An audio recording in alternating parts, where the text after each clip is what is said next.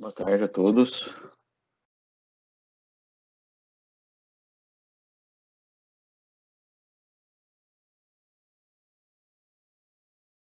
Está todo mundo me ouvindo? Agora habilitem os microfones.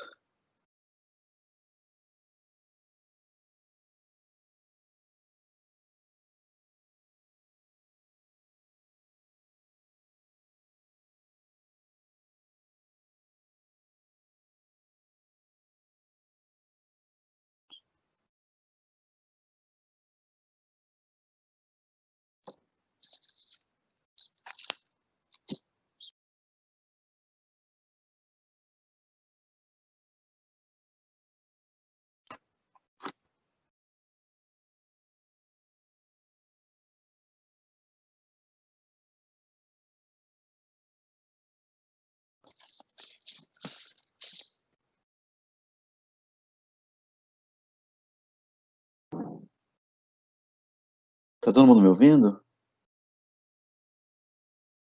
Não estou ouvindo ninguém.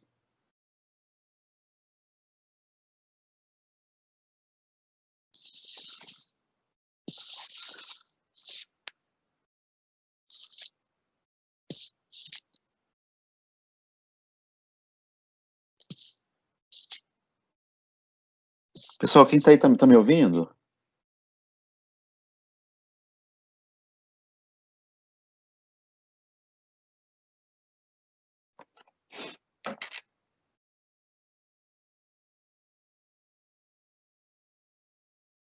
Pessoal, quem está aí tá me ouvindo? Manda um zap se estiver ouvindo.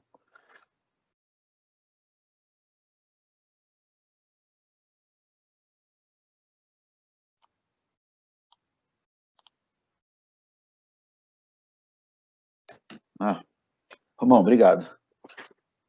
Estou como moderador e apresentador, mas eu não consigo ver duas telas ao mesmo tempo. Vamos dar só mais uns minutinhos para o pessoal ir entrando, aí a gente já começa, tá?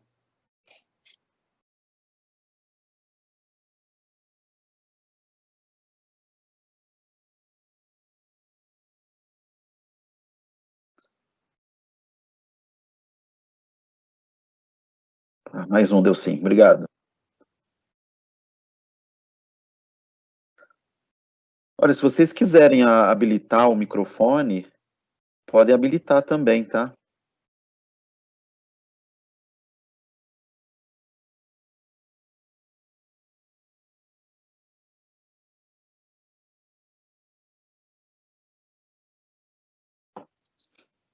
Qualquer coisa também eu tô com o zap aqui do meu lado.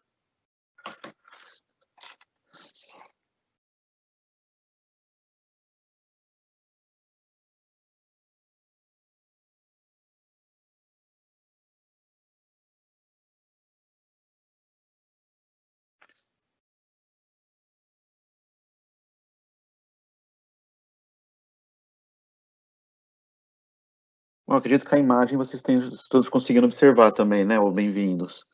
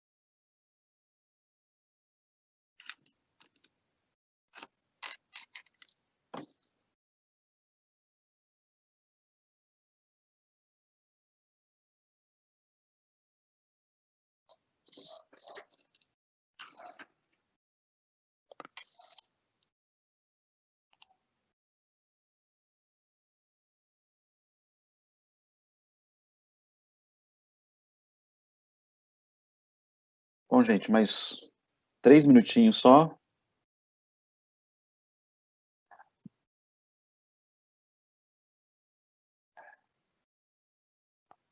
Marcelo, geralmente tem uma tela que tem habilitação da câmera e o do microfonezinho.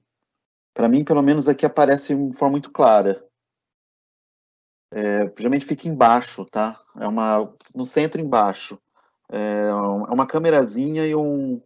Quer ver? Ó, deixa eu tirar uma foto aqui do meu, aí eu mando para você aqui pelo WhatsApp, tá?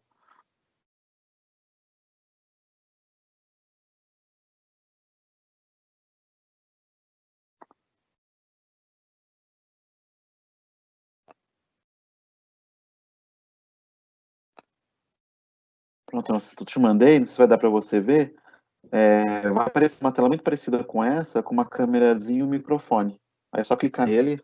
Se ele ficar riscado, ele está desligado. Se não, ele está habilitado. Mas qualquer coisa, faz a pergunta pelo chat mesmo e no final eu vejo.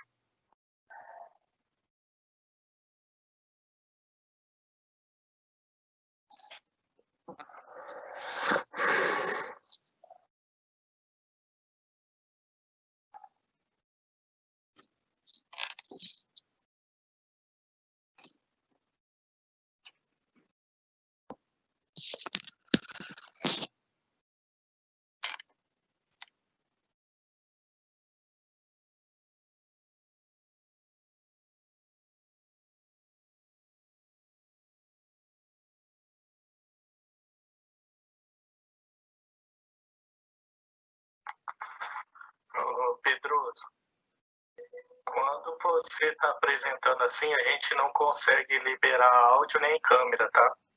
Só você aí como apresentador. Então não dá para fazer pergunta no áudio direto, tá? Esse tipo de webinar no Teams não dá certo assim. Bom, beleza, gente. Quem tiver pergunta, faz pelo chat mesmo. Aí depois eu dou uma olhada aqui e a gente vai respondendo, tá?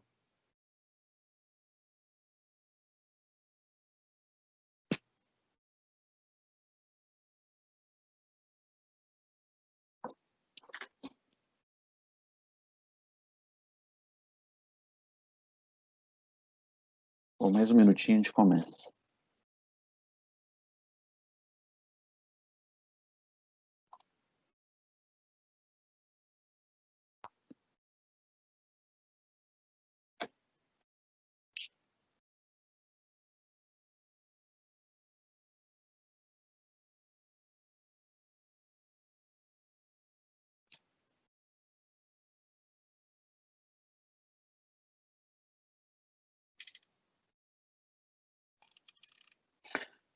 Bom, gente, vamos começar então. Queria agradecer a presença de todos que disponibilizaram aí o seu tempo para a gente poder conversar um pouquinho sobre irrigação de cana-de-açúcar, né? E mais um evento aí sendo administrado pelo Clube de Irrigação Inteligente Cana-de-Açúcar, da Netafim, tá? Dizendo que esse clube ele é criado, na verdade, era uma confraria de informações, né? Onde o objetivo é fazer a troca de informações entre Netafim, clientes, entre clientes mesmos, para sempre com a ideia de promover a irrigação e as técnicas de manejo, tanto de adubação como de água, para tornar cada vez o nosso negócio cada vez mais produtivo e mais interessante, né? O tema que eu propus para a gente falar sobre hoje é sobre inovações agronômicas. Mas, na verdade, antes de começar esse tema, eu queria contar uma história, porque esse tema, ele foi criado, na verdade, aqui na pandemia do coronavírus. Por quê? Muito home office, pouco campo, né? Não podia sair muito. E assistindo bastante lives no computador, assistindo algumas webinários.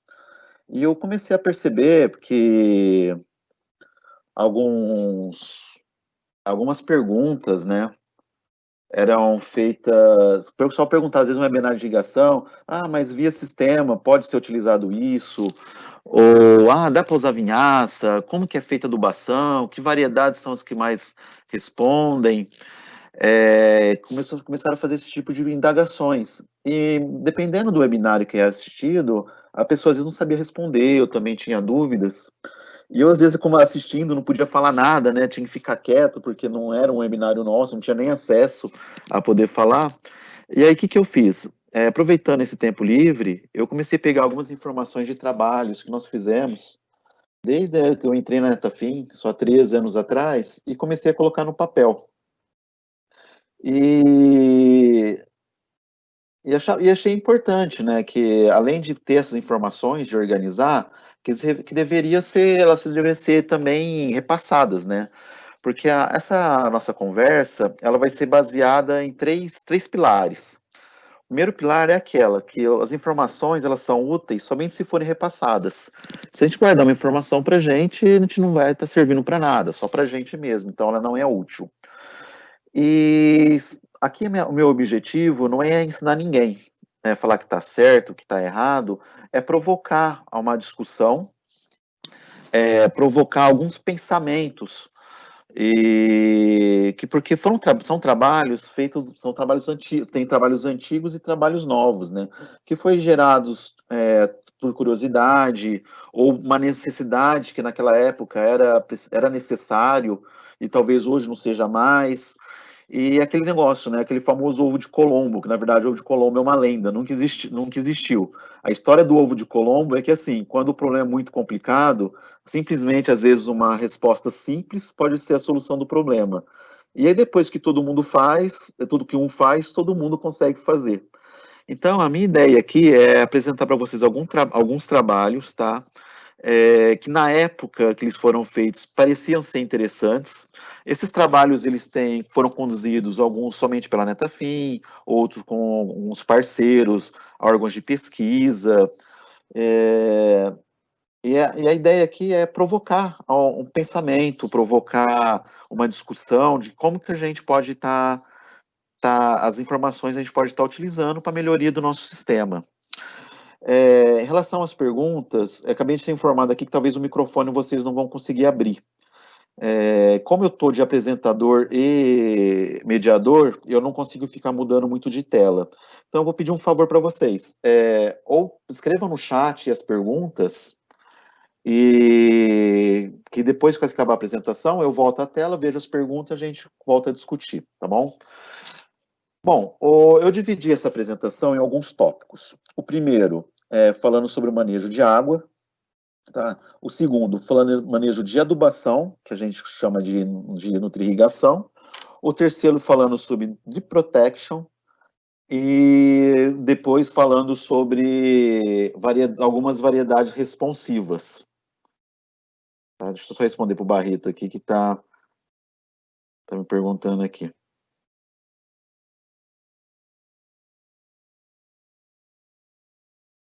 Pronto, respondi. Bom, o primeiro tópico nós vamos falar sobre manejo de água. A minha ideia aqui não é falar sobre lâmina de irrigação, tá? Para falar o quanto de água que tem que colocar, qual que é a lâmina que vai ser utilizada em tal dia, essas coisas. Por quê? Porque para fazer uma manejo de irrigação, ela é basicamente simples. A nossa lâmina diária, ela é baseada em quê? Evapotranspiração, isso quem vai dar para a gente é o clima, é o mês, vezes o coeficiente da cultura. Isso é a quantidade de água que a gente vai ter que aplicar no nosso dia a dia, tá? Tem várias variáveis, depende do tamanho do crescimento da cana, dependendo do crescimento da cana, ela vai ter o seu KC, e isso vai influenciar na lâmina de água. A evapotranspiração, cada região tem uma diferente, e mesmo na mesma região, dependendo do mês, ela é diferente. Então, isso é o manejo do dia a dia. Não existe nenhuma receita de eu chegar para vocês no início do ano, no início do ciclo, entregar, vocês vão ter que seguir isso aqui, vocês vão produzir muito, muito. Não, isso não existe. Vai ter que ser coisa feita mês a mês, uma verificação que seja feita no dia a dia. A minha ideia aqui é falar de algumas coisas que são pontuais em relação à cana-de-açúcar. Primeiro, existe uma discussão muito grande, né? Para quando que eu indico a irrigação por gotejamento? Quando que ela é mais útil? Se é no início da safra, no meio da safra ou no final da safra. Antigamente, quando começou-se com irrigação por gotejamento, ela era indicada sempre era indicado para início de safra. Por que que era indicado no início da safra? Principalmente aqui em São Paulo, porque o canavial ela passava depois por um período de estiagem. Então acreditava-se que usando irrigação, enquanto ela passa por esse período de estiagem, isso seria mais benéfico para a planta. Só que, no começo da irrigação por gotejamento em cana-de-açúcar, isso 20 anos atrás, mostrou-se que isso não era uma verdade. O canavial responde melhor por gotejamento sempre no final da safra. E essa lâmina aqui mostra o porquê. Eu esqueci de falar, essa apresentação está sendo feita tanto para o pessoal da região Nordeste como da região Centro-Sul, tá? Então eu sempre procurei expor aqui os dois exemplos das duas regiões. Bom, então o gotejamento ele sempre é indicado no final da safra. Isso já é bem conciliado no Nordeste. Ele já tem essa concepção que gotejamento é para o final de safra. E por que que eles usam isso? Porque no final da safra é sempre onde tem o maior acúmulo de déficit hídrico. Isso na região Nordeste. E quando você tem um sistema por gotejamento, ele consegue atender melhor a demanda hídrica da cultura. Por quê? São menores perdas. Então, toda vez que você tem um acúmulo muito grande de déficit hídrico, isso ocorre sempre no final da safra, que há queda de produtividade, né? O IAC já cansou de mostrar isso, que à medida que você caminha na safra, médio, final de safra, existe queda de produtividade, né? Por causa do estresse hídrico. E a irrigação por gotejamento é um sistema que melhor atende a demanda de água no final do ciclo. Por quê? Por causa do índice de área foliar. O índice de área foliar da cana-de-açúcar é muito grande, ele varia entre em torno de 6 a 4. O que é índice de área foliar? É metros quadrados de folha por metros quadrados de solo. Então, às vezes, você fazendo uma irrigação de aspersão, até essa água vencer a camada foliar e cair no chão para hidratar as raízes, existe uma perda muito grande. Então, por isso que o gotejamento, por estar enterrado e já ter o acesso às raízes da planta, ele é mais indicado para suprir a necessidade de água. E na região Centro-Sul ocorre a mesma coisa. Eu peguei o gráfico aqui de balanço hídrico, tanto da região de Ribeirão Preto, como do Triângulo Mineiro. E a gente pode observar que, à medida que a gente vai entrando na safra, meio de safra, final de safra, existe um acúmulo negativo, ou seja, existe um déficit hídrico maior. Então, com isso, o gotejamento ele atinge melhor essas condições do que se fosse início de safra. Às vezes, no início de safra, simplesmente um canhão ou um pivô ele pode atender a necessidade. Já meio final de safra, o gotejamento ele é melhor indicado e isso garante, pelo menos, vamos falar que vai aumentar a produtividade, mas pelo menos garante uma estabilização de safra e você evita de ter perdas no final da TCH no final da safra. Tá? Esse é o primeiro ponto que eu queria falar. Gotejamento, sempre a gente vai pensar em colheita de gotejamento de julho para frente, tá? Na região Centro-Sul, isso na região Centro-Sul, e região Nordeste, sempre vamos pensar aí de janeiro, fevereiro para frente, tá bom? Esse é o primeiro ponto. O segundo ponto é em relação a pós-plantio ou pós-colheita, que é o que a gente chama de lâmina de germinação, no caso do plantio, ou lâmina de rebrota, no caso pós-colheita. Qual que é o objetivo desse manejo? É encher a caixa do solo. Por quê? Para a gente trabalhar mecanicamente, tanto o preparo do solo e plantio, como a colheita, o solo tem que estar seco, para evitar atolamento de máquinas, tudo isso que a gente já sabe. Quando a gente planta cana, existe a necessidade de repor essa água, que é o que a gente chama de encher a caixa do solo, transformar um solo seco em um solo úmido que seja possível para plantio. Geralmente, a lâmina recomendada, a média é em torno de 40 milímetros, tá? Isso não sou eu que estou dizendo necessariamente. Esses são estudos feitos aí pela Embrapa, pelo próprio IAC. Só que o que me preocupa é como nós vamos distribuir essa água. Por que eu quero dizer com isso? Às vezes, andando pelas usinas, que eu ouço o pessoal comentando? Eu deixei o sistema o dia inteiro e a noite inteira irrigando. Já deu 40 milímetros. Não, eu deixei a semana inteira irrigando até ver na água, aí eu parei a irrigação, então já atingiu. Só que isso não é necessariamente uma verdade. Eu deixar o sistema, às vezes, a noite inteira, 24 horas ligado, ou deixar 2, 3 dias ligados, eu posso estar aplicando bastante água, mas eu posso, às vezes, necessariamente, eu não estou colocando essa água para a planta. Por que isso? Por causa da textura do solo. Se a gente pegar a textura do solo, ela tem um negócio chamado CAD, que é capacidade de água disponível. E isso varia muito de solo para solo. Solos que têm a textura mais arenosa, a CAD é menor, ou seja, ela reserva menos água. Solos com a textura mais argilosa, a CAD é maior, ela reserva mais água. Essa tabela aqui que eu estou apresentando para vocês é uma média, tá? Que a fonte é da Netafim, onde mostra qual que é a capacidade de água disponível para a planta de acordo com a textura do solo, tá? E a gente pode observar aqui onde eu deixei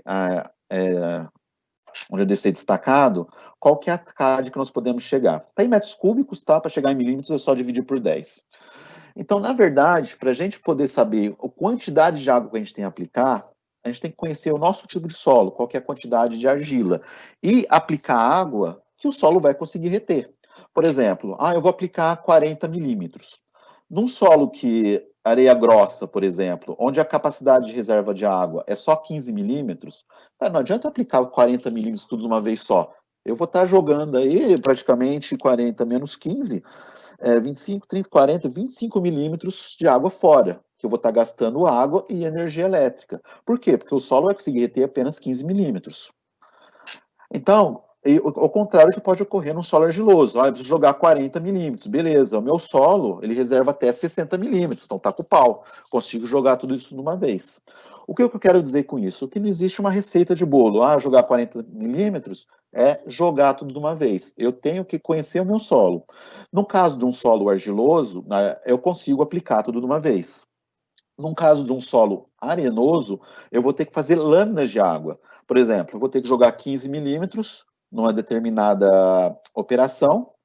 Depois de uma outra operação, vou jogando 15 milímetros, depois eu retorno para aquela primeira operação, jogo mais 15. Eu vou suprindo a quantidade exata que o solo consegue reter. Desse jeito, eu consigo manter a capacidade de água disponível alta, consigo hidratar a cultura, a planta, a semente, né, o tolete, e sem perder água. Então, esse é o objetivo, tá? Toda vez que isso vale para lâminas de plantio, como vale para lâminas de rebrota também. Quando após a colheita da cana, lógico que eu vou ter que jogar água para encher a caixa do solo. E o mesmo tratamento que foi feito para plantio, tem que ser feito na lâmina de rebrota também, colocando a quantidade de água que a planta precisa e o que o solo consegue segurar. Daniel, e se tiver chuva no meio? Eu considero a chuva. Só que eu considero também a capacidade de água disponível. Não adianta chover 20 milímetros, 20 não, vamos colocar maior, não adianta chover 100 milímetros num dia, sendo que o solo suporta apenas 10. Então eu tenho que fazer esse controle, ter essa observação. Algo também que é muito discutível, na verdade, é em relação ao dry office. O que é o dry off? É a retirada de água para maturação da cultura. Nós falamos muito de TCH, né? Mas, na verdade, principalmente para as indústrias, né, o que importa mesmo é a quantidade de açúcar, que nós popularmente chamamos de ATR, mas a gente sabe que é pó. Para fazer a maturação de cana-de-açúcar, ela matura de 2 jeitos, ou pelo frio, ou pelo estresse hídrico. Frio no Brasil é uma coisa muito difícil de ocorrer, ocorre, mas não o suficiente para maturar o canavial. Então a gente tem que apelar muito pelo estresse hídrico. E em irrigações, em culturas irrigadas, que você está alimentando a planta com água, é óbvio que não vai correr o estresse hídrico, a não ser que a gente tire a água. Então foram feitos vários trabalhos que demonstraram como que a gente faz a retirada de água. Só que uma coisa eu tenho que confessar, eu nunca consegui fazer esse trabalho no Brasil. Por quê? Toda vez que eu começava a fazer um trabalho desse, chovia no meio do caminho e estragava tudo. Alguns trabalhos que eu vou apresentar, são trabalhos que eu vou falar aqui, são trabalhos teóricos e uns trabalhos realizados na Índia e na África, que eu peguei a informação e trouxe aqui para a gente. Tá. Primeira informação que ele tem que ser tomada, a decisão que a gente tem que tomar em relação ao dry office. Uma verdade, a água não pode ser cortada toda de uma vez, tá? Muita gente fala, chegou 30 dias da colheita, desliga a água. Não, não é assim. Isso não faz um acúmulo eficiente de açúcar. Da onde eu tirei esses resultados? Trabalhos da África do Sul e da Índia. Muitos trabalhos lá mostram que se você retirar água de uma vez só, o que vai acontecer fisiologicamente com a planta? A planta, ela sente estresse. Quando ela sente esse estresse, ela já não tem seivo suficiente para translocar o nutriente das folhas e acumular no colmo. É como se não tivesse sangue, seria mais ou menos isso. Ela não tem água suficiente dentro dela para translocar os nutrientes da folha para o colmo. Então, eu digo que a folha fica doce, enquanto o colmo fica sem nada. O ideal é que você retire essas aos poucos. Por quê? Porque a planta ela começa a sentir que ela está estressada e mesmo assim ela tem a umidade suficiente, ela está hidratada o suficiente para translocar esses carboidratos e acumular no colmo. Então, assim, nunca cortar água de uma vez só. Sempre tentar cortar água aos poucos, tá? E até mesmo, eu acho importante esse manejo por causa da retomada. Porque para o seguinte, se você corta a água de uma vez só, existe a possibilidade, a gente sabe que acontece, da colheita atrasar. E se você deixar sem a cana desidratada toda vez só, ela começa a perder muito em produtividade. Então, se você estiver desidratando ela aos poucos, se por acaso a colheita atrasar, ela não perde tanto, porque ela ainda tem umidade nela. Então, além de um fator fisiológico, um fator de operação também é importante em relação ao dry office. E algo que a gente tem que considerar também, varia de acordo com a textura do solo. Alguns trabalhos mostram que o ideal para se começar a trabalhar com o dry office é em torno de 30 a 45 dias antes da colheita. Tá? É o ideal que a gente já pode começar a trabalhar. Eu participo de um grupo que é o GIFIC, que é o Grupo de Irrigação e Fertirrigação em Cana-de-Açúcar. E eu vou até antecipar algo para vocês. Nós estamos escrevendo um guia de irrigação que vai ser finalizado esse ano, espero, né? E vai ser publicado talvez o ano que vem, vocês todos vão ter acesso. E onde tem vários profissionais de irrigação e muitos pesquisadores também, que nós estamos discutindo vários assuntos em relação à cana-de-açúcar, voltada à irrigação, obviamente, e colocando isso no papel para poder lançar esse manual técnico. E existe um ponto dentro desse manual que é a retirada de água. Então, eu tirei essa tabela aqui desse guia, tá? É uma discussão no bom sentido, claro, né? Uma discussão técnica que eu tive com a doutora Regina, do IAC, onde a gente atualizou alguns trabalhos e alguns dados em relação ao dry office. E eu resumi nessa tabela aqui. Lembre que eu comentei que o ideal para você começar a trabalhar com a retirada de água é de 45 a 30 dias. Mas eu acabei colocando 30 dias aqui para fazer as contas mais redondas, tá? Então, isso daqui é uma informação resumida, é uma sugestão, tá? Não é uma recomendação, é uma sugestão de como fazer a retirada de água de acordo com a textura do solo. Aqui eu classifiquei em 3 grandes grupos, tá? Arenoso, médio e argiloso. No solo argiloso, a gente começa a trabalhar com mês aí, sendo que primeiro se tira 50% da evapotranspiração, ou seja, se a planta precisa de 44 milímetros por dia, vamos aplicar somente 2. Trabalhar por isso por uma semana. Após uma semana, tirar mais 25%, usar apenas 25% e trabalhar 14 dias sem água.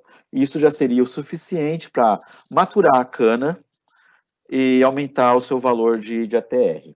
Para solos médios, aí eu vou trabalhar com 21 dias, tá? Começar a tirar 50%, 25% e sem irrigação. Já solos mais arenosos, essas informações aqui eu tirei da região Nordeste, o ideal é trabalhar com 14 dias, uma lâmina por 7 dias, 50% de evapotranspiração e depois uma semana sem irrigação, tá? Então essa é a sugestão que a gente está dando.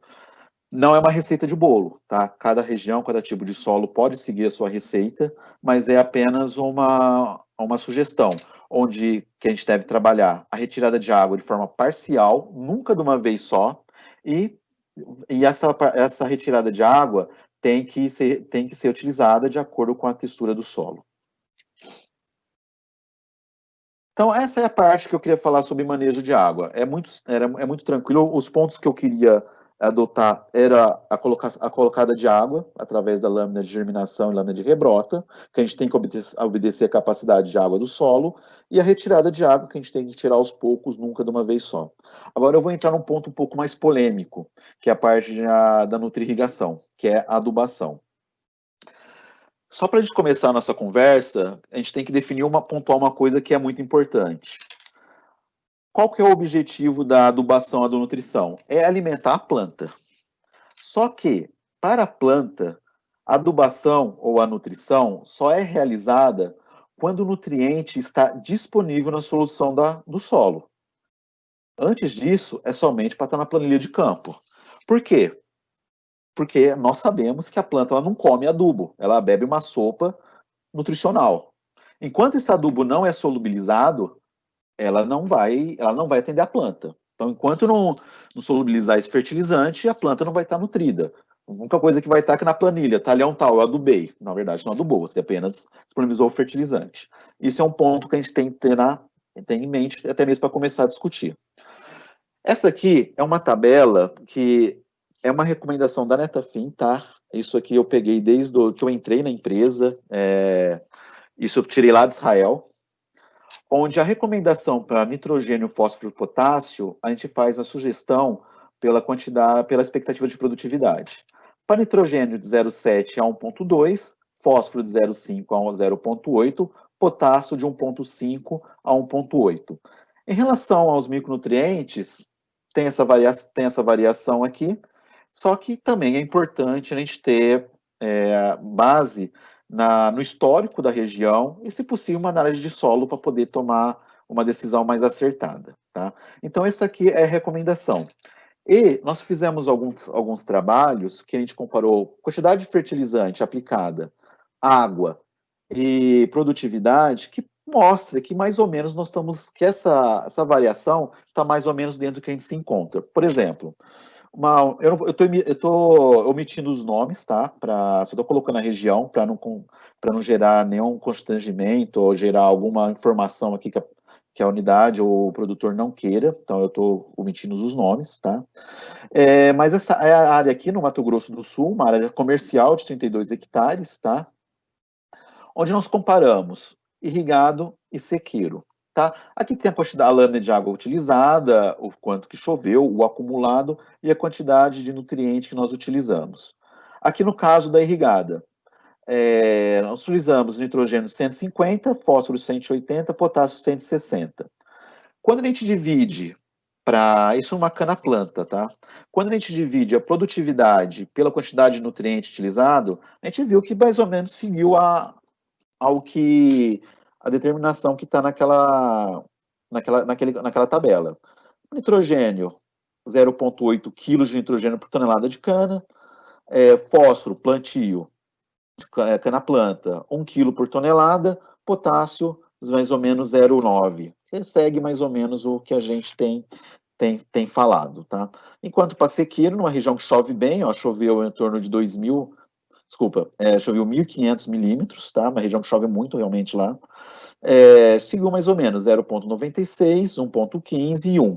Ou seja, quando não tem problema de água, ou seja, para canaviais irrigados ou em região que chove muito, aquela recomendação que está dentro daquela tabela, ela está dentro, tá? Não está fora, não. Isso para uma cana-planta numa região que chove bem. Fizemos esse mesmo trabalho para uma cana-soca, aqui em São Paulo, tá? Esse aqui já é nordeste de São Paulo, tá? Para cana-soca, onde nós fizemos o mesmo levantamento. Comparando aqui irrigada, aqui canhão, mas vou colocar como sequeiro, tá? Aqui já numa área de 140 hectares. Chuva chove em torno de 1.000 milímetros. E aqui acumulado com chuva mais irrigação. E nós podemos observar que ficou mais ou menos dentro. Nitrogênio 0,9, fósforo 0,3, potássio mais ou menos em torno de 1. Então, isso me leva a uma conclusão que, quando eu faço uma sugestão de adubação, eu sigo aquele modelo, só que aí eu sou um pouco mais econômico, assim, entre aspas, vamos dizer assim, né? Eu sempre, nas minhas recomendações de adubação, eu sugiro é 1 kg de nitrogênio por tonelada, em torno de 0,3 a 0,5 de fósforo e 1,3 no máximo de potássio por tonelada de cana. Essa é a recomendação que eu sigo, tá? Que eu utilizo me baseando nesses resultados que eu mostrei para vocês, mais aquela tabela lá que veio de Israel que mostram as quantidades que são utilizadas. Só que muito se discute, e já muitas pessoas me perguntaram, Daniel, mas qual que é a dose economicamente viável que a gente pode utilizar na cultura? É aí que vem o pau, é aí que vem a briga. Porque se a gente pegar tecnicamente, quanto mais você aduba, mais a cana vai responder, tá? Se a gente pegar as curvas, tecnicamente falando, é isso que a cana demonstra. Só que tem um certo ponto que o canavial entra em consumo de luxo, que é aquele consumo lá que você aduba muito para ela crescer pouco. E esse ponto que alguns trabalhos levantaram. Esses trabalhos aqui foram feitos 2 trabalhos. Um em 2011, pelo professor Iedo Teodoro, que ele faz parte da Universidade Federal de Alagoas, da UFAL, e o pesquisador Glauber Gava, que é do APTA, que aliás, o IAC pertence ao APTA. Então, é feito aqui em Alagoas e um aqui no estado de São Paulo, que fizeram um trabalho, isso aqui nós tivemos uma participação, em que foi desenvolvido qual que é a dose economicamente viável. Aí vem a discussão, tá? Aqui eu estou tentando fazer como advogado diabo, entre a parte técnica e entre a parte econômica. Então, por favor, os professores, os pesquisadores que estão participando, não me matem. O que eles mostraram utilizando isso? Que a partir de 150 quilos de nitrogênio, o canavial já começa a entrar em consumo de luxo. Ou seja, a partir de 150 quilos, há resposta sim, só que já não passa a ser uma resposta economicamente viável. À medida que você vai aumentando acima de 150, o grau de viabilidade econômica começa a diminuir. Isso não sou eu que estou dizendo, ó. É esse trabalho feito pelo professor Teodoro, da UFAL, mostrando nesse gráfico ó, que a partir de 150 quilos, a curva já ela começa a entrar em estabilização, já começa a ficar reta. Pena que não é a curva que está acontecendo com o coronavírus, né? Que está um rolo do caramba, sobe e desce, está parecendo mais teste cardíaco do que curva. Mas a partir de 150 quilos, você pode observar que, tanto em cana-planta como em cana-soca, que já existe uma estabilização na curva. Ela já deixa de ser, ter um crescimento tão grande. E a mesma coisa, não foram feitos em anos diferentes, né, por pesquisadores diferentes e por regiões diferentes. E o mesmo consegue se observar na região centro-sul, aqui no estado de São Paulo, que quando você aplica aqui 150 quilos, você pode observar, acima de 150 quilos, você pode observar que o ponto já começou a ficar abaixo da curva de tendência, ou seja, já começou a ter uma diminuição. E a mesma coisa pode ser observada aqui em cima. Ó. Passou de 150 quilos, pode ver que tem um achatamento no gráfico.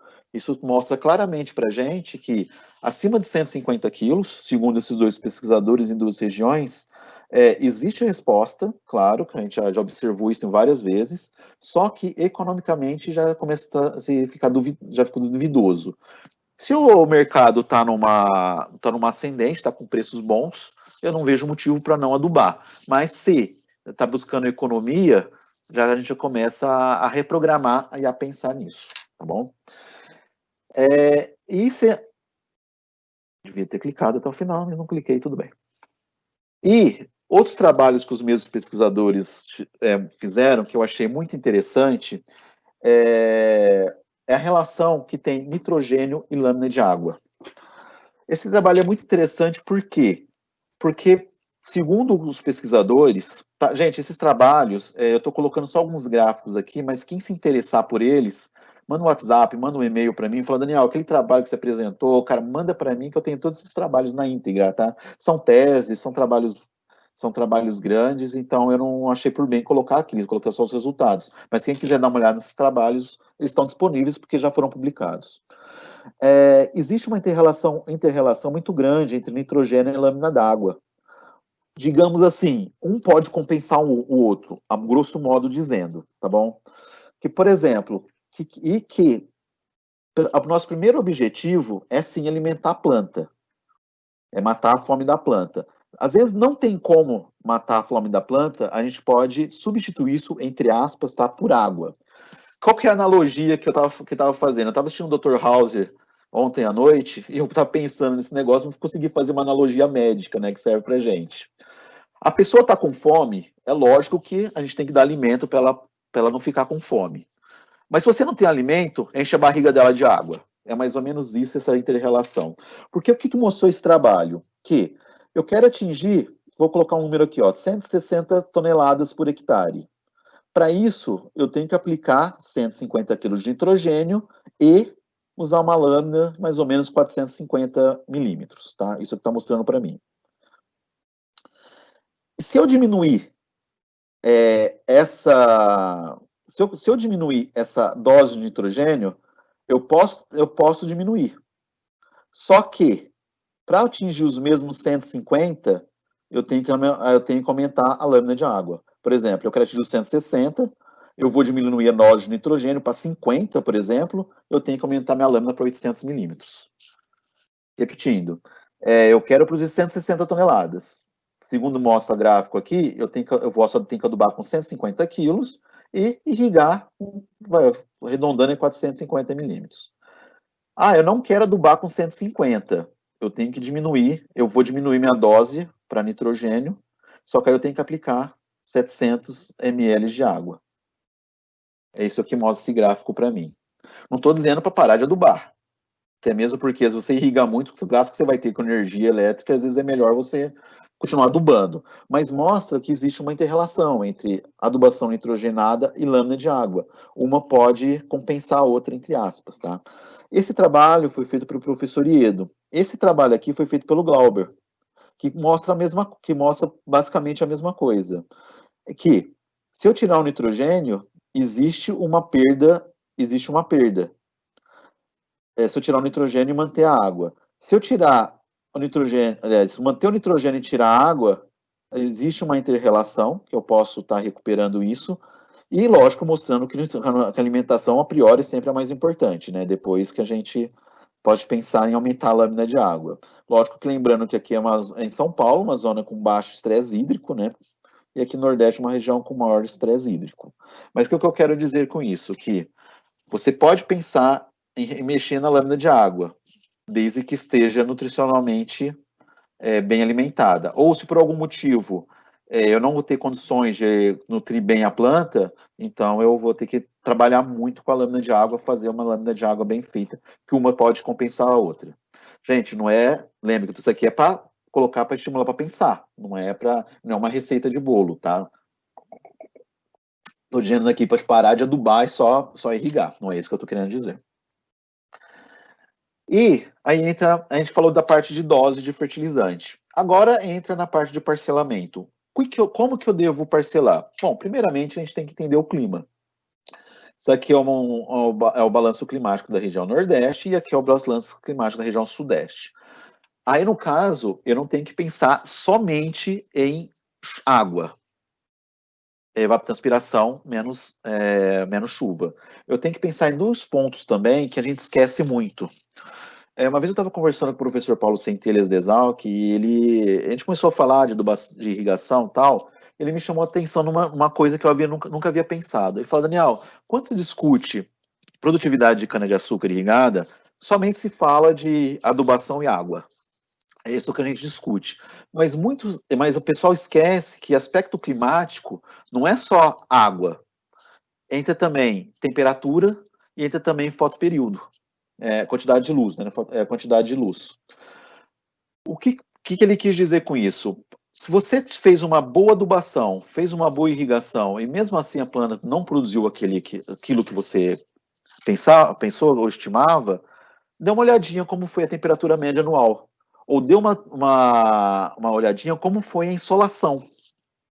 Por exemplo, no caso do Agrovale. A Agrovale eu falo que ela é um lugar muito interessante, ela é uma vitrine, mas não é um exemplo. Por que uma vitrine? Porque as produtividades são fantásticas. Por que ela não é um exemplo se seguir? Porque é um lugar, é uma condição climática que somente ocorre lá. Por quê? Temperaturas médias altas, cara, não chove, então é tempo aberto o tempo todo. Então a planta tem insolação, tem temperatura e tem solo bom. Vai produzir muito, vai produzir muito. Quando você vai para a região centro-sul, junho e julho aqui para a gente é frio. Dezembro, chove. Fevereiro é aquele mês que chove todo dia, então está sempre nublado. Mesma coisa que ocorre na região nordeste. Junho e julho, chuva praticamente o dia inteiro, não tem sol, não tem, a temperatura tem, mas não tem sol, e a planta então não consegue produzir. Então, para a gente entender o parcelamento, a gente tem que entender a relação climática também. Esse é um gráfico de parcelamento, tá, que eu tirei de uma apresentação do professor Emílio, da Federal de Pernambuco, onde ele mostra aqui para a cana irrigada qual que é o parcelamento de N, P e K. O que ele mostra muito claramente aqui nesse gráfico? Nitrogênio, início do ciclo. Começa a absorver aqui o máximo até o quarto para o quinto mês, depois tem uma queda na absorção de nitrogênio. Então, vai adubar nitrogênio, prioriza início do ciclo. Já ao contrário do potássio, o potássio ele vai começar a ter um pico de absorção no quarto mês, vai aumentando até o oitavo, nono mês, depois ele cai. Então, vai parcelar potássio, vai priorizar sempre meio final de ciclo. Nitrogênio, início de ciclo, potássio, final de ciclo.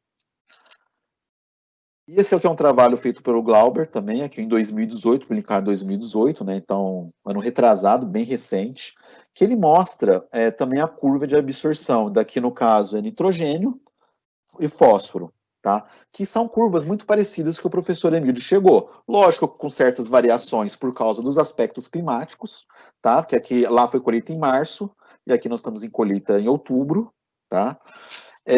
Mas demonstra a mesma necessidade. No caso de nitrogênio, no início do ciclo, e aqui uma curva de potássio aqui também, que a gente pega aí no meio final do ciclo. O que eu gosto de conciliar muito isso? Com temperatura.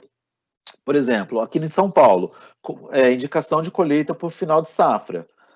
A gente começa a entrar nos meses de outubro, novembro e dezembro, janeiro, que são os meses de maior temperatura e maior insolação que nós temos no estado de São Paulo.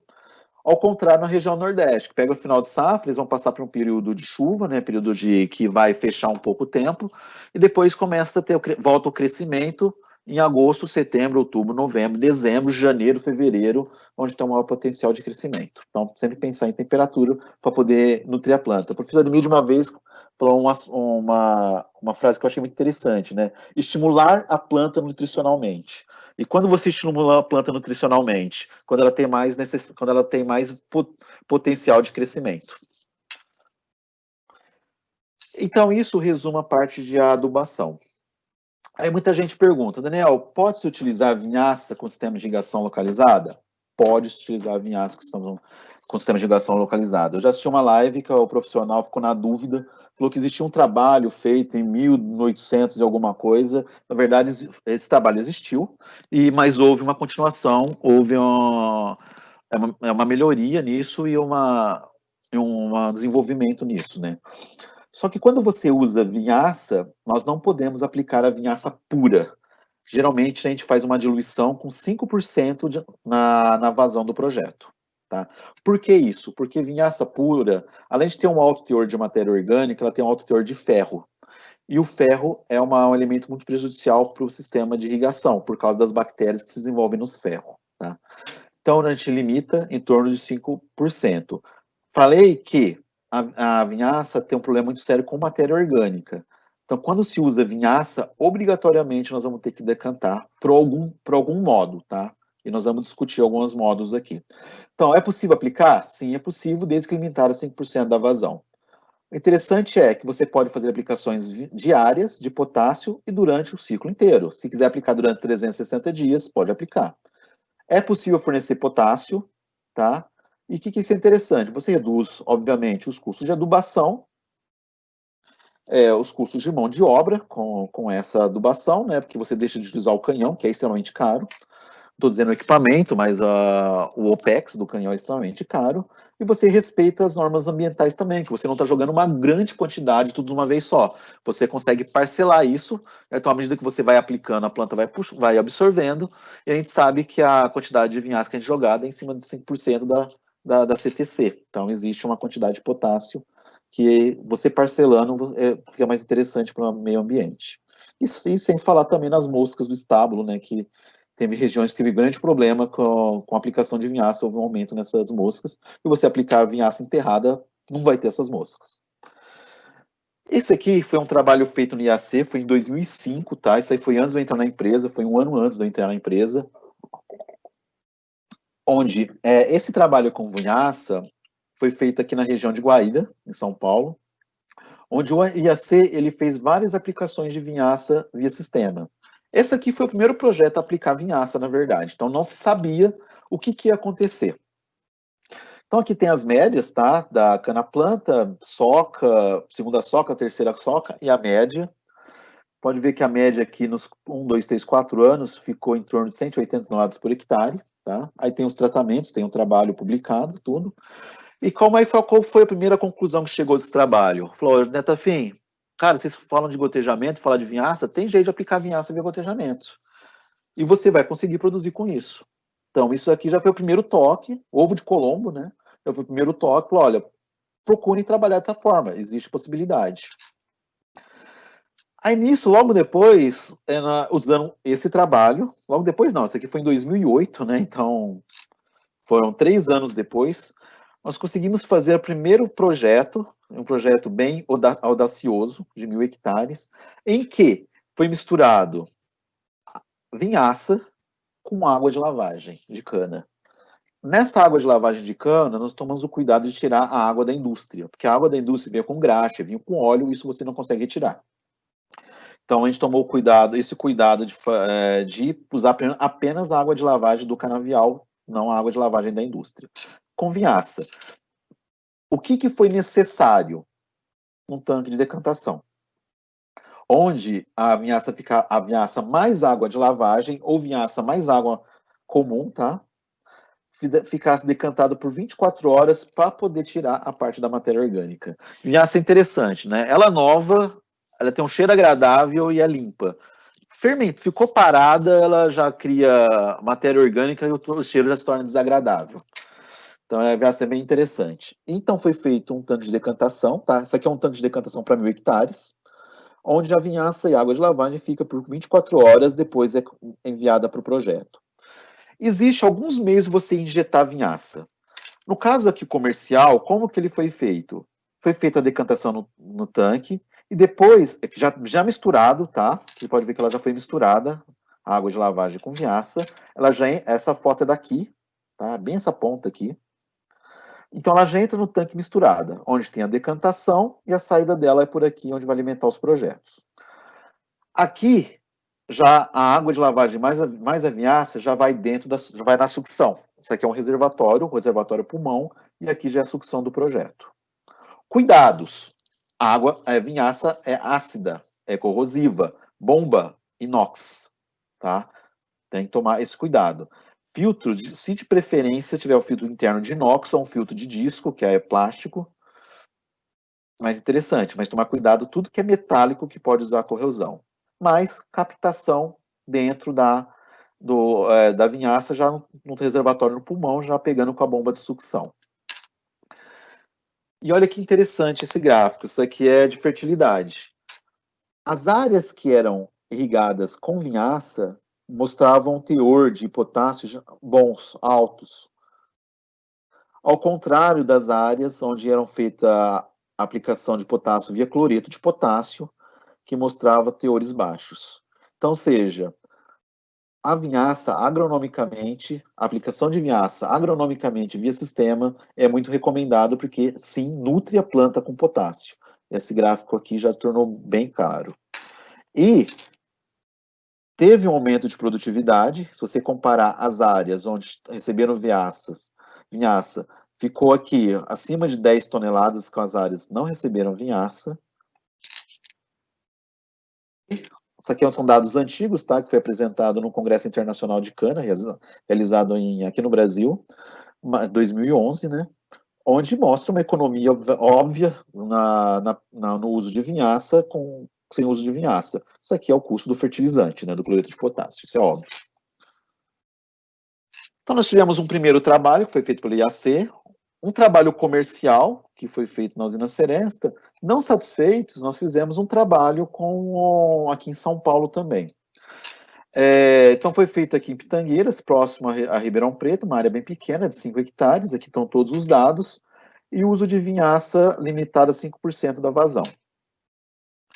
Isso aqui foram feitos alguns tratamentos, tá? 350 quilos de potássio via vinhaça, 360 quilos de potássio via cloreto, 180 via vinhaça, 180 via cloreto, 360 de vinhaça, mas diminuindo a vazão do gotejador. Isso aqui foi um experimento que nós fizemos aqui na região. Essa daqui é um pouco de algumas fotos, como foi feito, né? Aqui não foi feito via reservatório.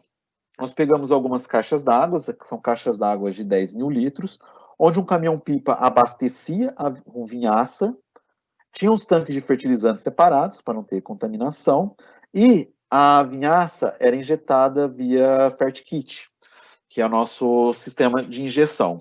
Isso era uma metodologia. Já vou confessar que, assim, foi feito o trabalho durante 5 anos, teve resultados interessantes, só que esse sistema de injeção para vinhaça, ele foi um pouco oneroso. Por quê? A vinhaça, por ser corrosiva, ela danificava muito esse aparelho aqui, que é uma solenoide que comanda a injeção, que é um material elétrico, metal elétrico. Então, a injeção constante de vinhaça aqui danificava esse equipamento. Então, a gente sempre tinha que estar trocando. Então, assim, é um sistema que funcionou, mas não recomendo por causa da dor de cabeça que dá ficar trocando. E outro problema era o seguinte, a vinhaça, ela decantava aqui no tanque nesse reservatório. O filtro que ficava aqui, esse filtro aqui, ó, toda vez que fazia uma injeção tinha que limpar. E era eu que fazia a limpeza. Então o negócio era bem nojento, era bem desagradável. Mas tudo bem, funcionou. Tem esses empecilhos de problemas com essa solenoide e fazia a limpeza no filtro, que são os empecilhos, mas funcionou. E quais foram os resultados que nós obtivemos? A média da usina está em torno de 85 toneladas por hectare. Nós conseguimos aqui numa média de 4 anos, que foi 5 safras, né? Aliás, 5 anos, 4 safras, nós conseguimos essas médias aqui, onde foi demonstrado que você consegue aplicar 180 quilos de potássio via vinhaça e houve as maiores produções. Tá? Então é um trabalho. Então qual foi a conclusão que nós chegamos? A injeção de vinhaça demonstrou festividade. O tratamento aplicando 180 kg de potássio com vinhaça foi o mais interessante. E após a avaliação dos dados, observamos que o processo de aplicação de vinhaça na porcentagem de 5% via gotejamento é totalmente possível, desde que o procedimento de manutenção seja tomado. Recomenda-se que a vinhaça seja decantada antes de ser utilizada, ou que os filtros sejam retrolavados para evitar seu entupimento. Eu quis colocar essa observação, porque ficar colocando a mão na vinhaça toda semana, a minha mulher quase quis me matar quando eu chegava em casa, mas tudo bem. Tá? E existe, então nós estamos falando de 2 métodos de injeção de vinhaça. Ou diretamente na sucção, ou através de caixas d'água, você faz a injeção, tá? Com essas ressalvas. Só que apenas um detalhe também, né? Se você tiver uma área muito grande, você vai precisar de uma caixa extremamente grande. Foi aí que gerou um terceiro método de injeção de vinhaça. Um reservatório menor de vinhaça, vinhaça, tá? Somente para fazer a decantação e o acúmulo, ou melhor, só para fazer mais o acúmulo. E um sistema de injeção que você injeta diretamente na rede hidráulica. E o interessante é que você vai precisar de uma bomba pequena, porque como é 5% da vazão, se você pega aí um projeto de 100 metros cúbicos por hora, você vai utilizar no máximo 5 metros cúbicos por hora. Então, você é uma bomba de 5 metros cúbicos, uma bomba extremamente pequena. E qual que seria o interessante? Você já ligou a irrigação, você começa a ingestar vinhaça. Desligou, para de ingestar vinhaça. Então, não seria uma adubação. Seria uma irrigação, entre aspas, com vinhaça já nutrindo o canavial. Mas seria uma terceira forma. Um reservatório, onde a gente vai colocar a vinhaça. Isso aqui não é nenhuma foto que está fazendo, tá? Eu peguei uma foto qualquer no Google. E um injetor que vai ser ligado diretamente na rede hidráulica. E essas contas aqui, alguns já conhecem, nossa, já vi isso aqui em algum lugar. É apenas uma simulação de um projeto de concepção de uso de vinhaça, onde eu peguei uma área hipotética, tá? 260 hectares, peguei para uma determinada região, deu operações, uma vazão, Vinhaça limitada em 5%, 32 metros cúbicos, um teor de potássio aí de 3 quilos, tá? Varia, né, de 2 a 4, aí eu coloquei uma média de 3, um tempo de irrigação de 3 horas. Estimei aqui uma quantidade até alta de potássio, 220 quilos de potássio por hectare, vezes o número o tamanho da operação, deu essa necessidade aqui de potássio por operação.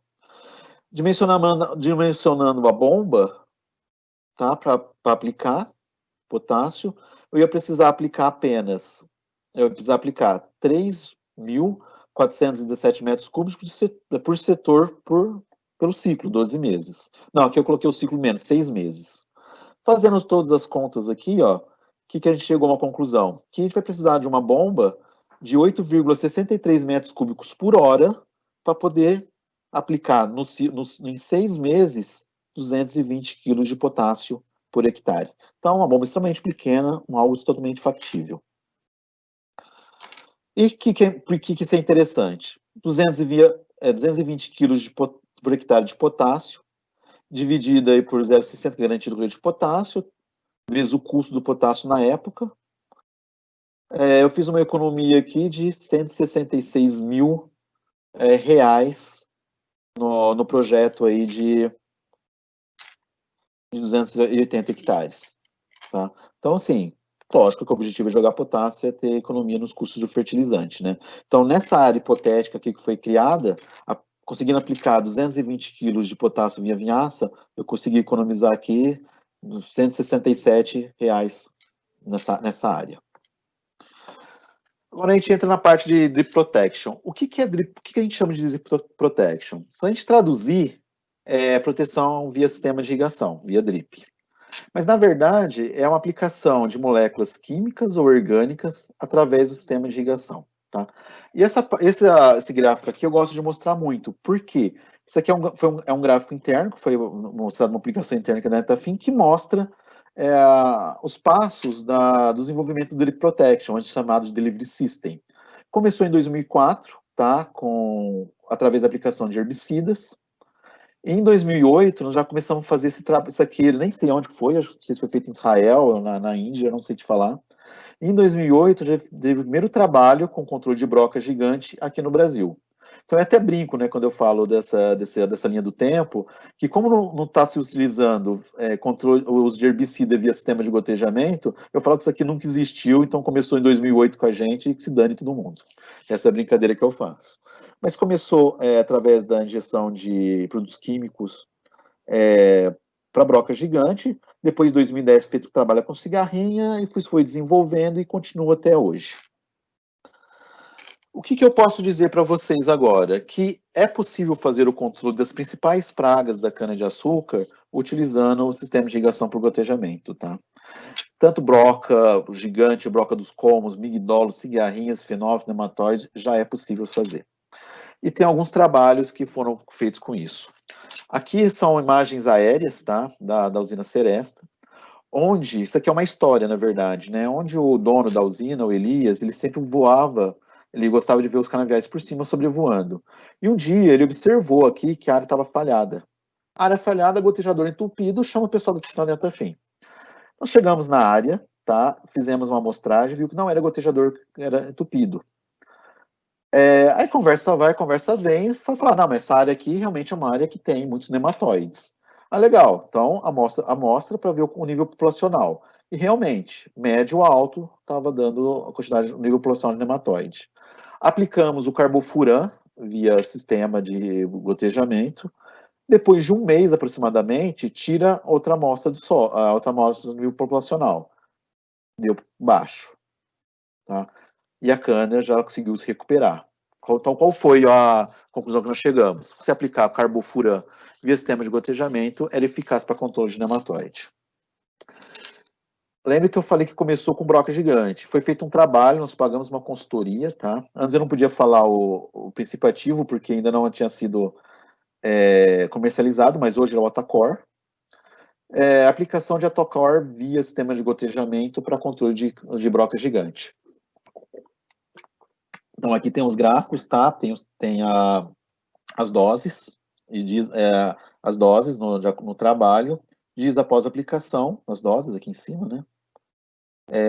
Os dias após a aplicação e a eficiência de controle, onde nós conseguimos chegar aqui, ó, usando a dose que eles recomendam comercialmente hoje, que é dos 450 gramas, se eu não me engano, por hectare, você consegue um nível de eficiência via gotejamento em torno de 90%, acima de 90%. Foi feito um trabalho também com a Syngenta, tá? Esse trabalho aqui, se eu não me engano, foi feito em Minas, onde foi o uso do Actara, tá? Agora eu posso falar, usando o Actara via sistema de gotejamento para controle de cigarrinha. Então, resumindo esse gráfico, testemunha, overtop, que eles chamam, que é o amarelinho, é aplicação via pulverização, e que migação na época foi chamado, mas é via gotejamento. O que a gente foi demonstrado aqui? Que houve um controle, uso via gotejamento, tá? E esse controle ficou muito parecido com a aplicação via pulverização. Poderia ser melhor, poderia ser pior? Cara, igual eu já estou satisfeito. Por quê? Você fazendo aplicação de químico via sistema de irrigação, você não tem custo de aplicação. Você não tem você é feito aplicação terrestre, aplicação aérea, você não tem esse custo, porque você está colocando dentro do sistema de irrigação. Então está deixando o seu custo de reais por tonelada de cana um pouco mais interessante. Mas mostrou aqui efetivamente que tem o mesmo controle e hoje já é utilizado em larga escala o uso de hectare vezes cotejamento. Tá? Esse aqui foi um outro trabalho também feito para controle de esfenófilos. Essa imagem aqui é uma imagem de um drone da usina, que foi mostrado uma área extremamente falhada por esfenófilo, tá? E foi feito um índice de levantamento populacional, estava dando quase 7%. E depois foi aplicado via sistema de gotejamento o Curbix mais o Egeupleno, tá? E depois isso aqui foi feito com drone. Esse aqui foi o meu drone, inclusive na mesma área, onde a gente viu que a canavial já havia se recuperado, principalmente as falhas, e como foi feito o levantamento do índice de infestação, deu 2%. Ou seja, então teve um controle muito grande antes da aplicação e depois da aplicação. Uma vez me perguntaram, Daniel, foi feito algum trabalho em relação à aplicação de ácido úmico? Foi feito algum trabalho em aplicação de ácido úmico. Isso aqui foi feito na região de Baté, solo extremamente arenoso, tá? Onde nós aplicamos um ácido úmico via gotejamento, tá? No ambiente E, uma 7515, aplicado na dose comercial. O meu trabalho aqui não é trabalhar com doses, mas é se funciona ou não funciona. Então, a gente foi aplicado via gotejamento o ácido úmico. Única preocupação, tem que avaliar o ácido úmico. Tem ácidos úmicos de boa qualidade e ácidos úmicos de péssimas qualidades. Vê se passa no filtro. Você pode observar que esse ácido úmico aqui, ele passou no filtro. Isso aqui é a cor só. Você vê que minha mão, ela só está suja, mas ela passou pelo filtro. Tem ácidos úmicos que ele tem uma teor de matéria orgânica alto, isso fica tudo preso no filtro, então pode causar atumento do filtro, então tem que tomar esse cuidado. Pode usar ácido úmico? Pode, desde que sejam de boa qualidade e que passe pelo filtro. E esses foram os resultados, ó. Uma comparação com a testemunha, uma comparação aqui de tamanho com onde foi aplicado. Pode ver que houve diferença aqui no desenvolvimento da cana, ao solo, é um solo bem arenoso, e houve um ganho aqui de 27 toneladas da aplicada em relação à testemunha. Como que eu apliquei? Cara, eu apliquei no início do ciclo, tá? Apliquei uma vez só, talvez a ideia não seja mais essa, aplicar de uma vez só, talvez aplicar parceladamente, tá? Ou uma dose maior, mas parcelado, ou parcelar, eu acredito muito no parcelamento hoje, mas houve eficiência, né? Então, naquela época que eu fiz, foi em 2010, a minha preocupação era se funcionava ou não funcionava. Pois eu não insisti em fazer um outro trabalho parcelando. Mas talvez o interessante seria parcelar. Aqueles que tiverem interesse em fazer, nós podemos fazer esse trabalho também, já baseado nisso, né? Já começou, a gente pode agora começar a desenvolver um pouco mais. Em relação à aplicação de defensivos, só tem que tomar um cuidado. Deve-se conhecer o modo de deslocamento do defensivo. Se é uma praga estritamente de solo, você aplicar um inseticida de contato já é o suficiente. Por quê? A praga vai estar no solo, você aplica aqui via gotejamento, vai formar um bulbo, a praga vai entrar em contato com esse bulbo, vai entrar em contato com o produto, vai morrer. Simples assim. Só que se é um inseto sugador de parte aérea, obrigatoriamente, esse defensivo ele tem que ser sistêmico, tá? Ou seja, ele tem que ser absorvido pelo xilema, aliás, tem que ser absorvido pelas raízes, tem que passar pelo xilema para ir até as folhas. Existe essa peculiaridade. Se você pegar um de contato apenas para pragas que estão na parte aérea, talvez ela não seja eficiente, tudo bem? É apenas esse detalhe. E agora, já indo para a parte final, nós vamos falar um pouco sobre variedades responsivas. Falar de variedade é que nem falar de mulher e falar de política. É um negócio extremamente complicado. Por quê? Cada variedade, ela responde diferente num ambiente, numa região diferente. Uma variedade que é sucesso na minha fazenda, no vizinho, que é só atravessar a cerca, às vezes não tem esse mesmo sucesso. Mas o que eu fiz aqui? Eu peguei alguns trabalhos, independente se são trabalhos científicos ou apenas testes de campo, tá? Para mostrar para vocês quais são as variedades que mais tiveram sucesso em determinadas regiões. E eu vou dar uma opinião aqui, tá? Pode ser que não seja a mesma de vocês, talvez pela experiência, que tem muita gente aí muito mais capacitada do que eu para falar sobre isso, mas é uma opinião. Esse trabalho aqui também foi feito em Alagoas, na verdade, foi feito na UFAL, mas foi feito por um profissional da Ridesa. Eles testaram isso em 2009, tá? Quando eles testaram algumas variedades. Das variedades testadas, qual é a que mais teve aumento de produtividade? Foi a 92579, que hoje é a nossa carro-chefe. E por que ela é a nossa carro-chefe hoje? Por causa desse trabalho. Se desconhecia quais eram as variedades responsivas, porque os programas de melhoramento, eles nunca pensam em responsividade à irrigação. Geralmente ao contrário, né? Eles querem canas tolerantes à seca, e a gente sabe que o gene de rusticidade é inversamente aos genes de produtividade. Ou seja, quanto mais rústica, menos produtiva. Pode ser que ela estabilize a produtividade, mas ela não vai ter grandes produtividades. Então foi feito esse trabalho que mostrou-se que a 579 é o que melhor respondia à irrigação. Somente pela produtividade? Não, pelo uso da água. Eficiência do uso da água. Onde mostrou-se aqui que ela precisa de menos milímetros para produzir cana-de-açúcar. Então, esse foi o primeiro trabalho. Quando a gente percebeu que a 579 era a mais responsiva, foi divulgada e ela é nosso carro-chefe até hoje. Só que começaram a entrar outros materiais no mercado, né?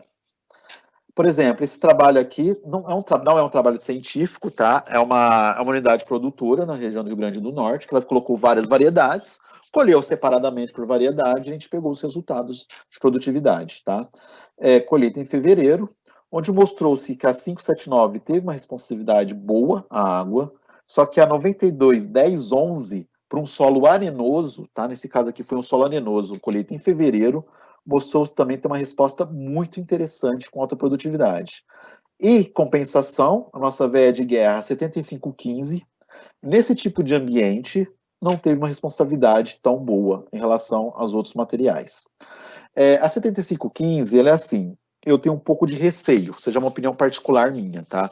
Muita gente fala, não, você não gosta de 7515? Eu não gosto da 7515. Tem gente que adora 7515, mas por que eu acho? Porque eu acho ela um material muito difícil de se manejar. Passou do tempo, ela começa a xoxar, ela começa a isoporizar. Então eu tenho um medo muito grande disso, né? Então às vezes você atrasa um pouco a colheita, ela xoxa e você perde um ano de trabalho em relação à produtividade. Então eu não gosto muito dela. Eu acho que tem materiais, e ela também não é muito boa para colheita mecanizada, né? Eu acho que tem materiais muito mais modernos, muito mais eficientes que ela. Opinião pessoal. Então tá aqui, a 579 respondendo bem, e prestar atenção nessa 1011 também, que teve um alto desenvolvimento, alto potencial produtivo nessa região, um tipo de solo, um ambiente E, uma colheita de fevereiro. E esse trabalho aqui foi feito pelo IAC, tá? Pelo APTA, na região de São Paulo, aqui no centro de São Paulo, onde eles compararam algumas variedades sequeiro irrigado, tá? Que a gente consegue observar aqui? Que uma responsividade boa em relação a 3280, e pode ver que a diferença entre ela de sequeiro para irrigado, ela é muito grande. Isso é claro, porque os materiais do IAC, além de serem materiais, os bons materiais do IAC são materiais tardios e geralmente são materiais exigentes em água e fertilidade. Foi mostrado aqui a 5536, você pode observar que teve muito pouca diferença entre irrigado e sequeiro, tá? Muito pouca diferença. A 5536 ela não é uma variedade muito responsiva à irrigação. Ela mantém a produtividade estável, mas você não vai ter salto de produtividade com ela. E a 7515 ela começou bem, e depois houve uma queda. Porque a gente sabe da 7515, né? Ela é rústica, ela tem problemas de dificuldade de colheita, tudo. Então, ela é uma variedade que ela responde sim à irrigação, mas ela tem outros problemas. Então, demonstrou para a gente aqui, nesse tipo de ambiente, no estado de São Paulo, numa terra mais argilosa, talvez um ambiente vai de cepa B, talvez, a 3280 é o que teve a melhor resposta. Trabalho no Mato Grosso do Sul, tá? Colheita em setembro, também no ambiente de C para B aqui. Alguns materiais, a 5.000, 5453, 3280 e 579. Se a gente pegar a média aqui, ó, a que maior teve potencial de produção foi a 579, teve maior potencial de produção nessa região. Por quê? Aqui não falta água. Então, por não faltar água, a 579 mostrou todo o seu potencial. Já a 3280, ela não teve um desempenho muito bom, tá? Eu acredito por causa do solo, que não é um ambiente muito argiloso aqui. Depois nós tivemos uma responsividade muito grande na 5453, e por último, e depois nós tivemos uma responsividade também aqui da 5.000. Então ficou 579, 5453, 3280, desculpa, 5.000 e por último a 3280 nesse ambiente de produção, tá bom? Mostrando aqui que a 579 ela estava se destacando.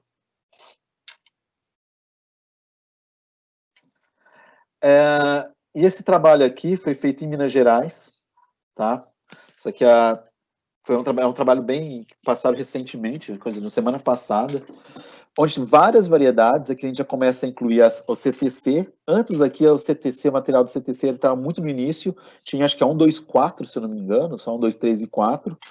Aqui, antes não tinha nem isso ainda, isso aqui não tinha nem CTC ainda. E aqui é uma unidade produtora no Cerrado, em Minas Gerais, onde existem várias variedades, tá? É um ambiente de produção que eu falo que é D, tá? E colheita, como é uma área grande, é feita de setembro a novembro, com vários materiais, desde a RB, do IAC, como do CTC. O que a gente pode observar aqui? Como são idades diferentes, de cortes diferentes, ó, eu vou ter cana aqui de 8 meses e cana de 12, 13, 14 meses, eu vou pedir para se atentar aqui em toneladas de cana por mês, tá? Para a gente poder fazer a mesma comparação.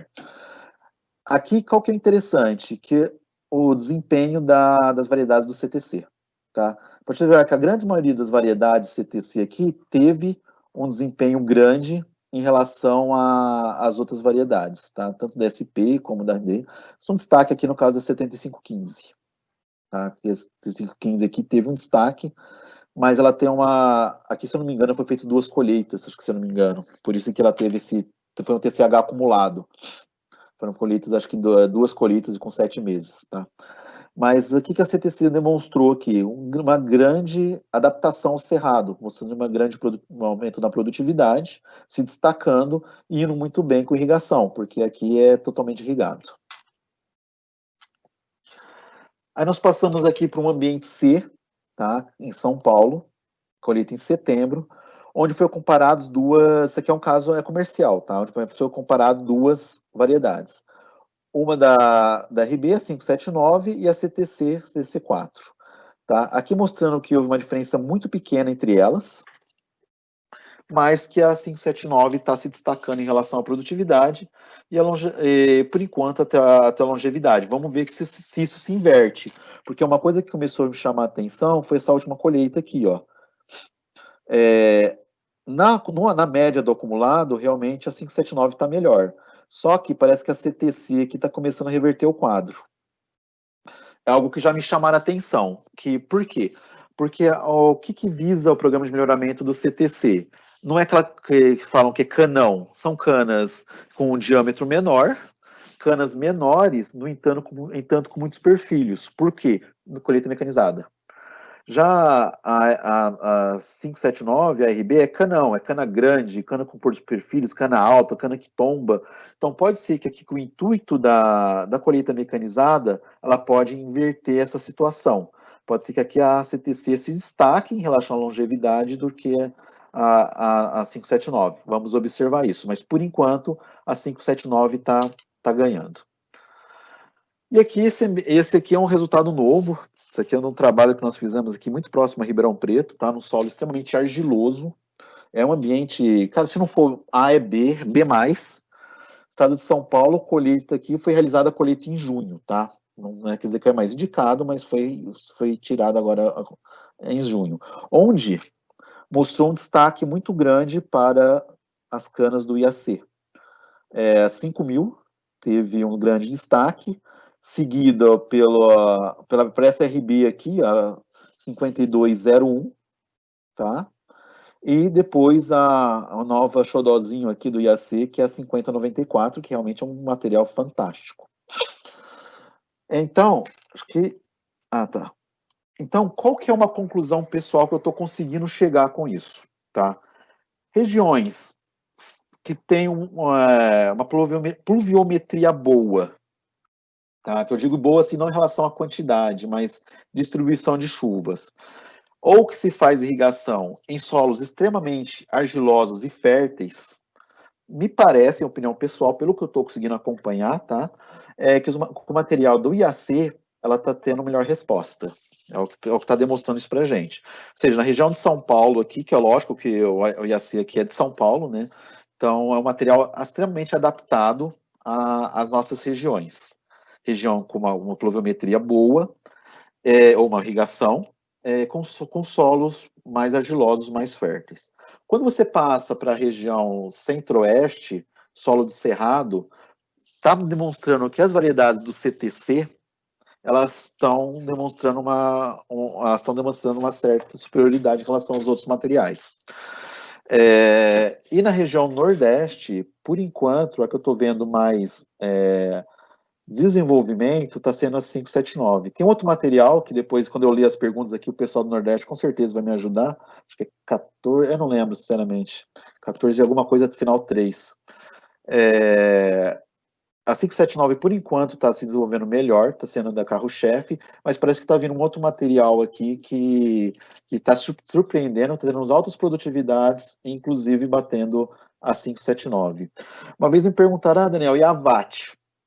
A VAT é o seguinte, eu até confirmei depois com um colega da usina lá de Pernambuco, e a VAT, eu só conheço 3 lugares que elas tiveram destaques. Numa fazenda aqui em São Paulo, que fica em Barra Bonita, com solo acima de 60% de argila. Ela ia muito bem, era um material que respondia muito bem. Numa outra unidade com solo também, aí no Nordeste, mas com solo extremamente argiloso, acima de 60% de argila. Eles usam 2 variedades, na verdade, a VAT e a 1003, e a VAT responde muito bem. Em Pernambuco, em uma unidade também que a VAT estava entre as campeãs de produtividade. Aí eu perguntei, não, mas ela está no solo argiloso? Ele me confirmou, não, ele está no solo argiloso. Então parece que a VAT ela vai bem com irrigação, desde que seja um solo mais fértil, mais argiloso. Parece que ela se destaca bem, tá? E para finalizar aqui, eu não vou divulgar, porque são trabalhos que ainda estão em andamento, que eu espero concluir agora nessa safra, né, de 2020, 2021. Mas são 2 trabalhos que nós estamos fazendo em relação a parcelamento. Esse trabalho aqui é feito na região Nordeste, de acordo, provocando alguns parcelamentos. Porque qual que é o grande empecilho na região Nordeste? Que a cana é colhida no final de safra, né, em fevereiro, março, e logo depois começa a estação chuvosa, e são grandes volumes de chuva. Então, como adubar nesse período em que você passa por 3 meses aí de grande pluviometria? Eu adubo tudo antes, se eu adubo tudo depois, metade antes, metade depois, se eu tento adubar na chuva, esse trabalho está sendo nesse sentido. Como eu proceder no manejo de adubação, sendo que o meu solo é arenoso, com baixa CTC, e eu passo por um período de adubação, período de chuva muito grande. Tá? Esse está sendo um trabalho. E outro trabalho feito também, conduzido aqui na região Centro-Sul, Daniel, qual que é a minha frequência de adubação? Todo dia, uma vez por semana, quinzenal, mensal? Eu, por enquanto, falo que é quinzenal por questão de operacionalidade. Mas, agronomicamente, a gente não tem nenhum dado comprovando que a adubação quinzenal é melhor que a mensal e que a mensal é melhor que a semanal, que seja melhor que a diária. Então, foi feito um trabalho que nós temos alguns tratamentos, né? Adubação a cada 2 dias, adubação semanal, quinzenal, mensal, ou se fazer adubação via sólida mesmo e largar irrigação para a água, se ela é mais viável ou não. Já temos algumas conclusões parciais, que são trabalhos que já passaram por 3 anos. Agora eu vou aguardar a quarta colheita aqui para poder dizer alguma coisa, tá? Gente, o que eu tinha para apresentar é isso, tá? É mais um nível de discussão mesmo, mas é um nível que a gente pode mostrar quais são as nossas ideias e os trabalhos que nós já fizemos, né? Estimular para pensar. E agora eu vou interromper a minha tela aqui para ver as perguntas, mas vou continuar com o microfone aberto aqui, vou ler a pergunta e para a gente ver se eu consigo dar a resposta para vocês, tá bom? Agora, deixa eu ver como que faz aqui. Tem que clicar aqui. Pronto.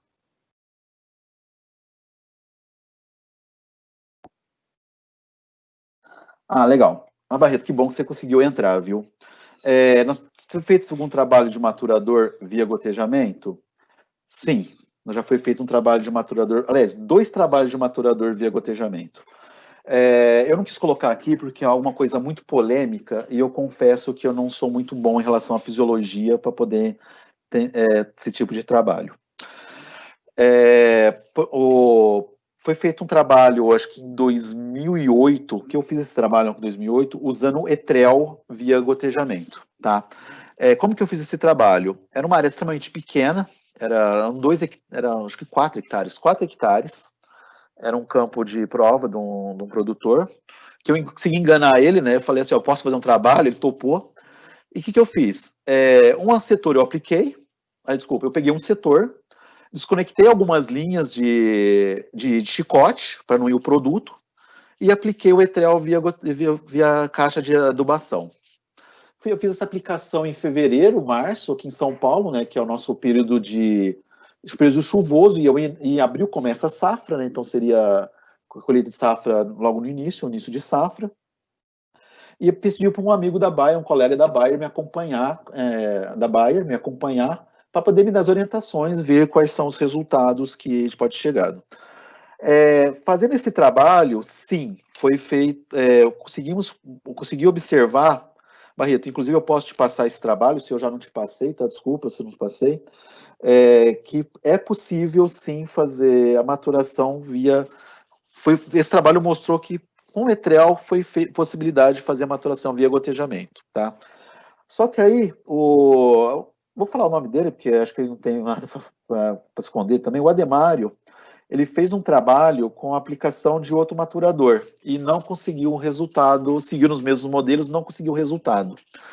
Não houve diferença entre a testemunha e um trabalho com o maturador. Qual que é a minha dúvida, né? Qual que é a minha dúvida? O maturador ele é um pouco detalhado para a gente aplicar.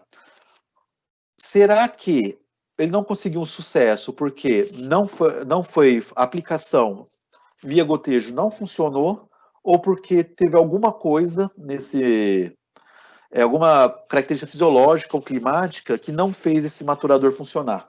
Então é isso que eu não sei dizer. Talvez esse trabalho tenha que ser feito no ambiente controlado, porque eu não sei se eu responder se não teve sucesso por causa da aplicação ou por causa do produto que teve algum problema. A cana estava estressada, ou choveu, não sei. Essa aqui é a minha dúvida. Aí eu precisaria de uma ajuda para responder, tá bom? Mais perguntas, gente? Escrevam, por favor. Marreta, para ver se você está aí, qual que é o nome daquela variedade que o pessoal está usando aí, que está uma responsabilidade muito grande em relação a 579? 1443, é isso?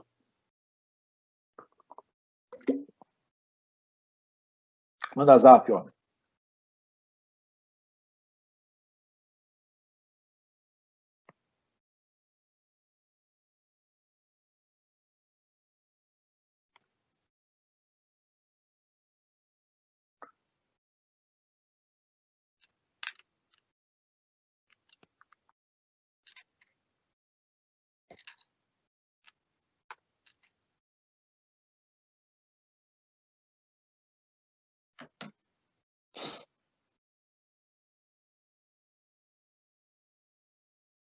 Bom, acho que ninguém está mandando pergunta aqui. Deixa eu ver se tem alguma coisa.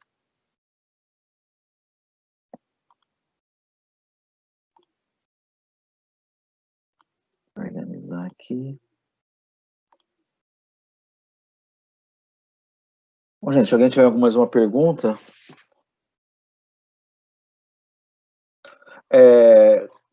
Voltando a falar nisso, esses trabalhos foram feitos assim, né? Como foram realizados esses trabalhos? Às vezes por curiosidade, às vezes um pesquisador chegou até a gente, né? Falou, Daniel, eu gostaria de fazer alguma coisa assim, ou própria curiosidade.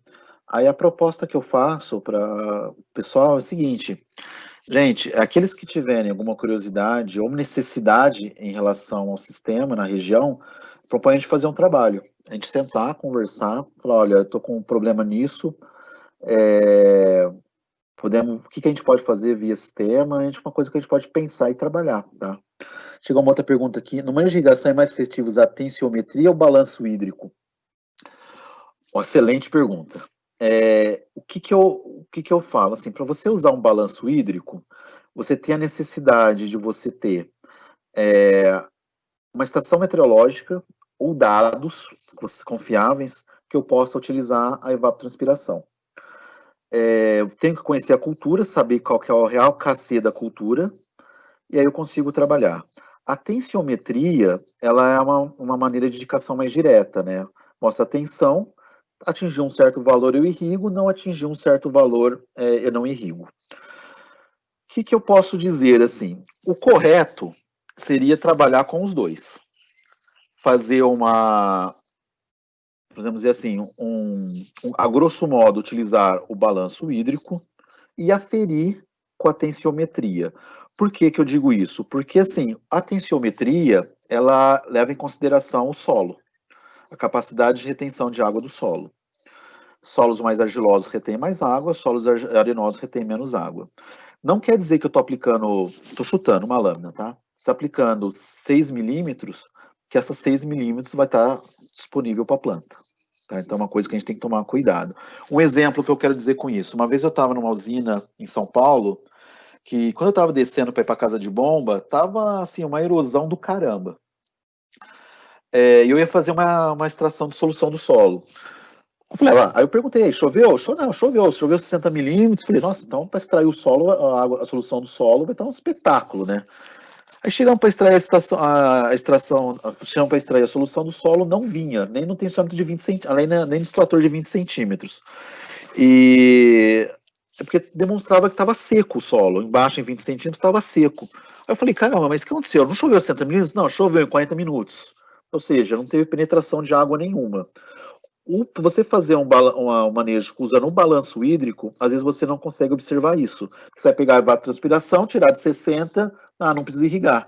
Só que a chuva foi tão intensa que que a água não penetrou no solo. Isso o tensiômetro mostra. Porque o tensiômetro mostra se o solo está seco ou se está úmido. Então, o que eu faria, resumindo? A grosso modo, eu utilizaria os dois. Daniel, escolhe um, eu usaria o tensiômetro. Por quê? É mais prático, e você tem melhor certeza de como que está o seu solo, tá? Então eu usaria o tensiômetro se tiver que escolher um. Se puder escolher os dois, eu utilizaria os dois, um complementaria o outro. Espero ter respondido a pergunta, apesar da história que eu contei no meio.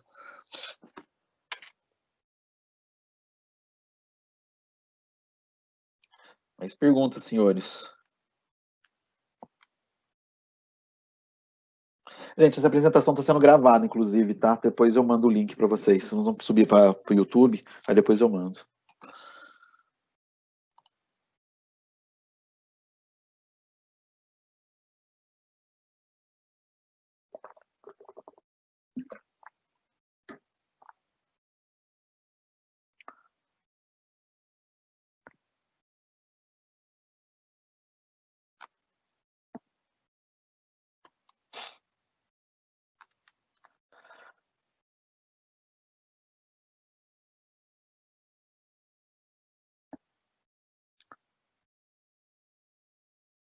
Bom, gente, deixa eu atualizar aqui.